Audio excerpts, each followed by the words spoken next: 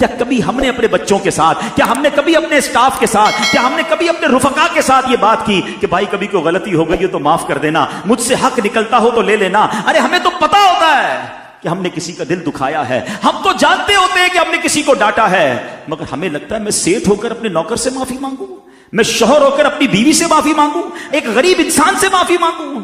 آج خدا کے واسطے یہ بدلاؤ لے کر جاؤ، اپنی زندگی میں یہ تبدیلی لے کر جائیے کہ ہم نرم ہو جائیں، ہم معاف کرنے والے ہو جائیں، ہم بدلے کو چھوڑ دیں، اور اگر زندگی میں کسی کا دل دکھایا ہے تو دنیا ہی میں اس کا حق ادا کر دیں، ورنہ قیامت کے دن ادا نہیں کر سکیں گے۔ ایک بار نبی پاک علیہ الصلوۃ والسلام نے صحابہ کرام سے ایک سوال کیا کہ بتاؤ مفلس کون ہے؟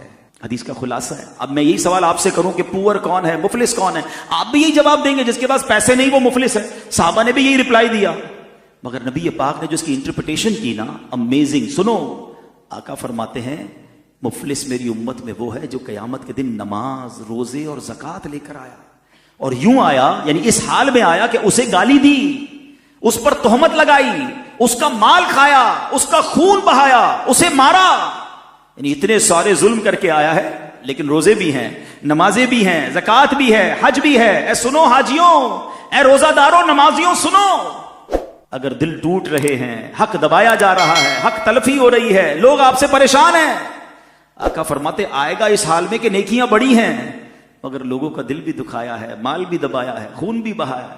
آقا فرماتے وہ لوگ کھڑے ہو جائیں گے اور اللہ سے عرض کریں گے مولا ہمارا حق دلا۔ اچھا، اس قیامت کے دن پیسوں کا تو بیپار نہیں ہوگا نا کہ کسی سے 5 لاکھ لیے ہوئے تو قیامت کے دن چیک بنا کے اسے دے دیں گے، اب نیکیوں کا کاروبار ہوگا، یعنی اب اس شخص کو، بندے کو اپنی نیکیاں دینی پڑ جائیں گی مظلوموں کو۔ حدیث میں آتا ہے ساری نیکیاں ختم ہو جائیں گی، حق لینے والے ختم نہیں ہوں گے، پھر کیا ہوگا؟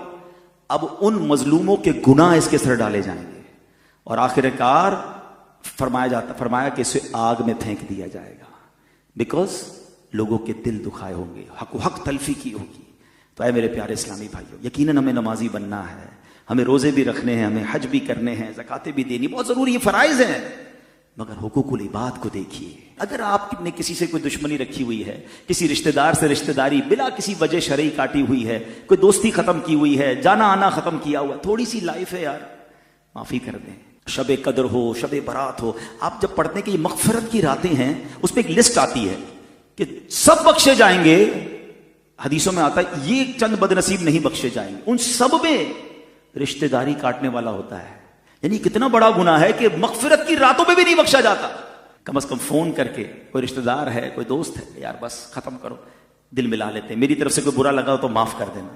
اچھا، ہو سکتا ہے آپ میں سے کسی کے ذہن میں خیال ہے کہ یار غلطی تو اس کی تھی، میں معافی کیوں مانگوں؟ کوئی بات نہیں، ہماری میمنی میں ایک جملہ کہتے ہیں نا، جو نمیوں وہ اللہ کے گمیوں۔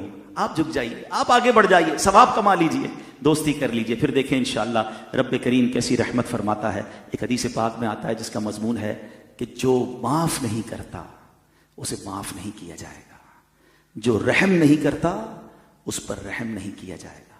ہم معاف کریں اس نیت کے ساتھ کہ اللہ میں نے تیرے بندوں کو معاف کر دیا، اے کریم تو سب سے بڑا معاف کرنے والا ہے، آج تو میرے گناہ معاف کر۔